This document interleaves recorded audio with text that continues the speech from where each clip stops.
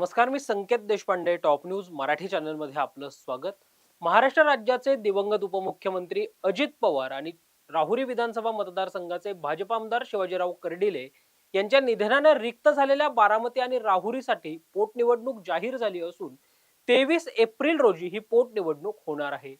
या पोटनिवडणुकीमध्ये बारामतीत राष्ट्रवादी विरुद्ध काँग्रेस आणि राहुरीमध्ये भाजप विरुद्ध राष्ट्रवादी अशी लढत होणार हे आता जवळपास स्पष्ट झालंय. यावरच आता भारतीय जनता पार्टीचे महाराष्ट्राचे माजी प्रदेशाध्यक्ष व माजी केंद्रीय राज्यमंत्री रावसाहेब पाटील दानवे यांनी नेमकी काय प्रतिक्रिया दिली आहे पाहूयात. नाही, राज्यामध्ये आणि देशामध्ये जेव्हा जेव्हा कधी अशा अचानकपणानं पोटनिवडणुका येतात, एखाद्या आमदाराच्या मृत्यूमुळं किंवा अन्य कारणामुळं, आणि प्रामुख्यानं ज्या मतदारसंघातल्या आमदाराचा मृत्यू काही कारणानं झाला त्या मतदारसंघामध्ये अनेक वेळेस अशा निवडणुका बिनविरोध झालेल्या आहेत. सर्व पक्ष एकत्र बसतात आणि त्या कुटुंबाची सहानुभूती होऊन तिथं निवडणुका बिनविरोध होतात.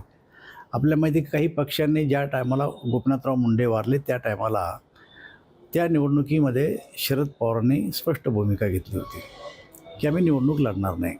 मला आता असं वाटतं की ज्या ठिकाणी असे काही अपघाती मृत्यू झाले, काही कारणानं मृत्यू झाले, अशा ठिकाणी पुन्हा जो काही विरोधी पक्ष आहे आमचा, त्यांनी मोठेपणा दाखवला पाहिजे. आमच्याही पक्षाने काही ठिकाणी अशा प्रकारचे मोठेपणा दाखवलेले आहेत. त्यामुळं ही निवडणूक बिनविरोध व्हावं अशी महायुतीची इच्छा आहे.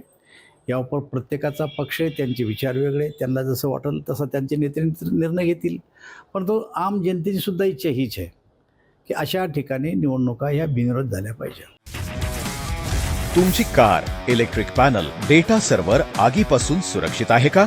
नाही? मग आजच बसवा F protect temperature activated fire suppression device. यामध्ये आहे eco friendly non toxic pressurised liquid, जे आग लागल्यास क्षणार्धात ॲक्टिवेट होऊन आगीवरती मिळवते नियंत्रण. बसवण्यास अतिशय सोपे आणि सुटसुटीत टेकालिपचे एक दर्जेदार उत्पादन एफ प्रोटेक्ट.